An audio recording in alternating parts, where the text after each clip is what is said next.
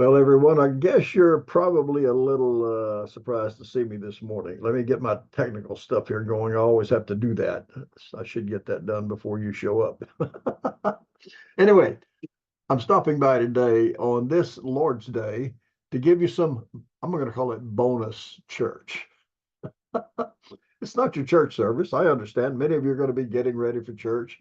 Some will be having coffee, getting ready. Some will already be ready to have some coffee or seated just waiting on a time to leave. This is your moment for some bonus church. The psalmist said, "This is the day the Lord has made.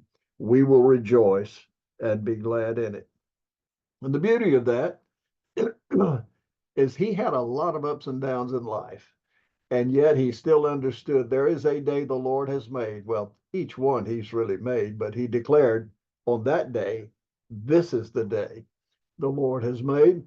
We will rejoice and be glad in it. I want to take a couple of minutes this morning and talk to you about a weapon the enemy will use to discourage you, bring some confusion, cause you to ask a lot of questions between your ears, that sort of thing.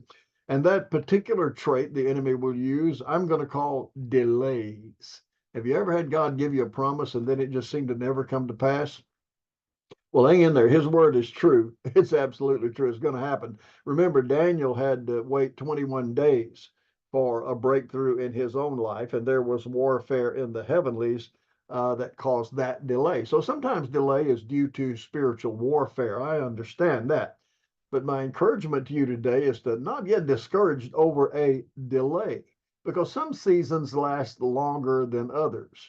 Gestation, the length of time it takes to produce a desired outcome, is different for different outcomes.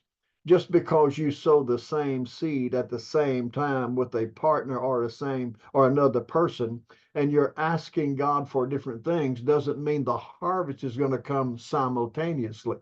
One may take longer than another. Some take extremely lengthy times. In fact, I'm right now on a 60-year gestation, and God is now manifesting some things He spoke to me many, many years ago. So you kind of have to hold on. Delays are not always a bad thing. Let's reframe delays, get the frustration out, understand my season for my harvest may be lasting longer than someone else. It's not my fault.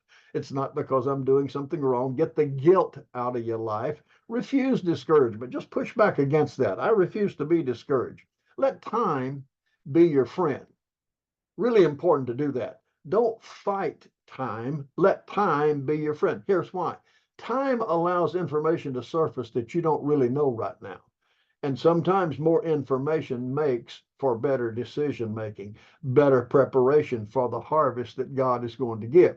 So let this delay that everybody wants to say, oh, it's a delay. Oh, my God, what am I going to do? Let this delay be your friend.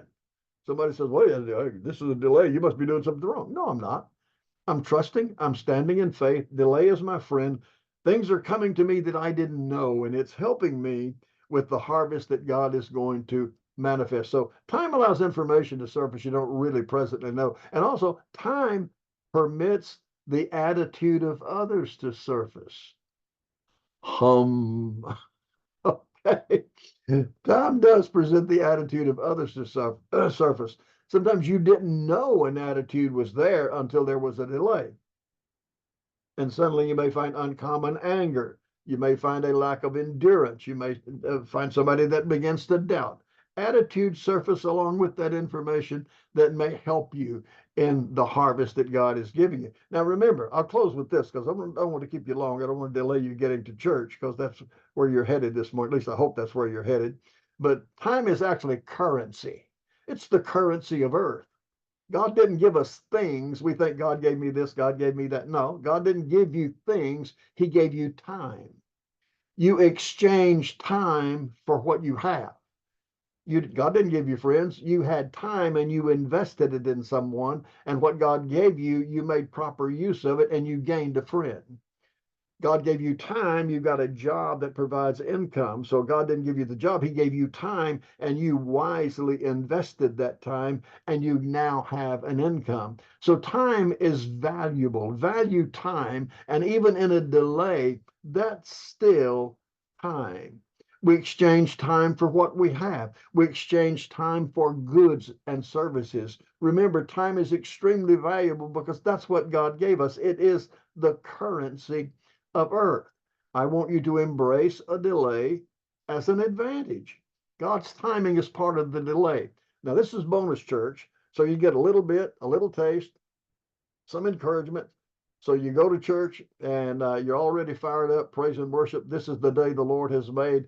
We're going to rejoice and be glad in it, even in the midst of a delay. Understand that's just one of the weapons the enemy may use. And we may talk about some later on because I don't know when we're going to do bonus church again. I'm sure some point in time we will. But I hope you enjoy this. Your comments mean a lot. So put something down that God is talking to you about or that you gleaned from this particular time. Now, I did not announce this, just wanted to show up and give you some bonus church and say, I hope you have a great, wonderful day. The glory of the Lord is on you, and this is the day the Lord has made. Let's rejoice and be glad in it. And when the enemy uses a delay to try and discourage you, say, oh no, not a delay, devil. That's an advantage to me because God is still working in my life. And the longer he works, the better my outcome seems. So I'm going to patiently navigate a delay and watch for my harvest. God bless you. We will talk again soon.